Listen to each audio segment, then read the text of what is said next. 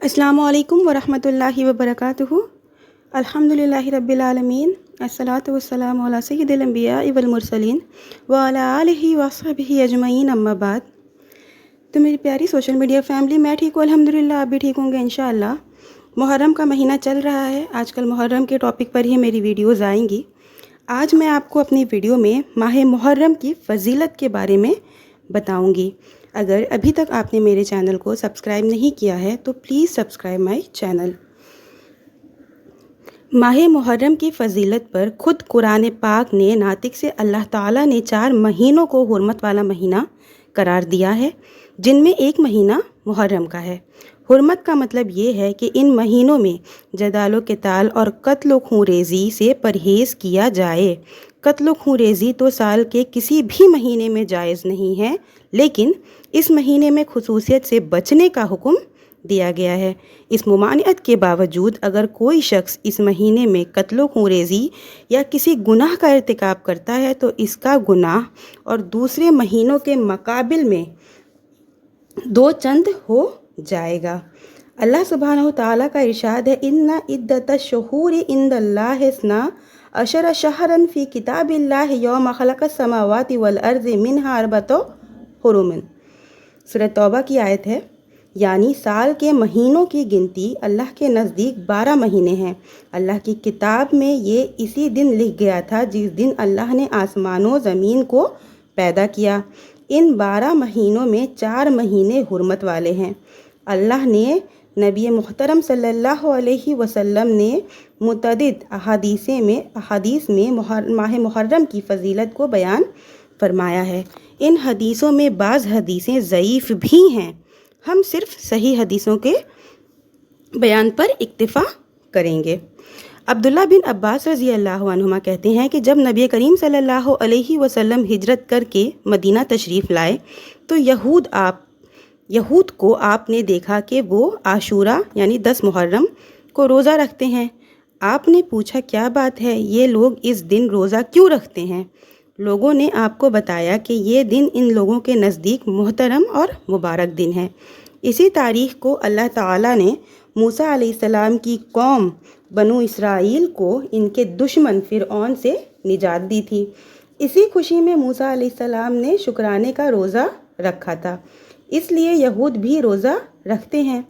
نبی صلی اللہ علیہ وسلم نے فرمایا، موسیٰ علیہ السلام کی خوشی میں شرکت کا حق ان یہودیوں سے زیادہ ہم کو پہنچتا ہے، اس لیے آپ نے خود روزہ رکھا اور لوگوں کو روزہ رکھنے کا حکم دیا۔ صحیح بخاری کی روایت ہے۔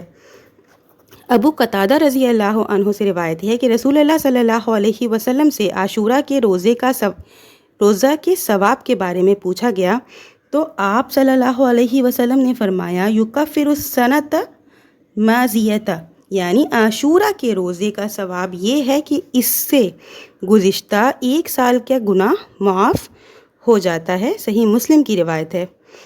عبداللہ بن عباس سے روایت ہے کہ رسول اللہ صلی اللہ علیہ وسلم نے فرمایا، لَإِنُ بَقِيَتُ إِلَىٰ قَابِلِ لَصُومَنَّ التَّاسِعَ، یعنی اگر میں اگلے سال زندہ رہا تو میں 9ویں تاریخ کو بھی روزہ رکھوں گا تاکہ یہود کی مخالفت ہو جائے۔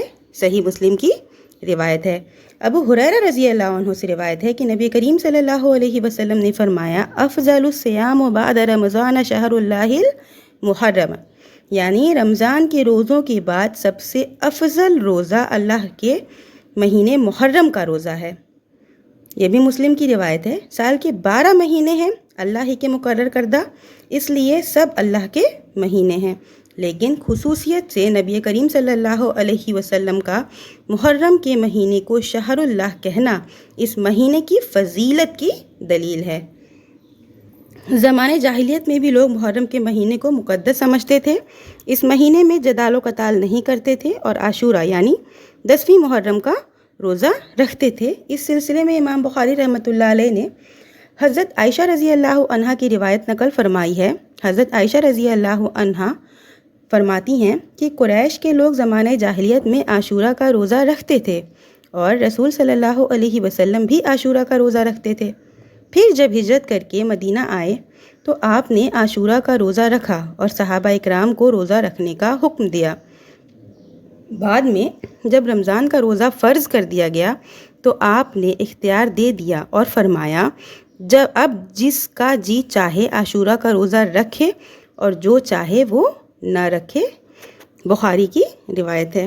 مذکورہ تمام روایتوں سے معلوم ہوتا ہے کہ زمانے جاہلیت میں بھی ماہ محرم کی تکریم کی جاتی تھی، اور اس تکریم کو نبی کریم صلی اللہ علیہ وسلم نے اسلام میں باقی رکھا، بلکہ روایات سے ایسا معلوم ہوتا ہے کہ ابتداء اسلام میں عاشورہ کا روزہ فرض تھا، پھر بعد میں جب رمضان کا روزہ فرض ہو گیا تو عاشورہ کے روزے کی فضیلت منسوخ ہو گئی، لیکن سنت باقی رہی۔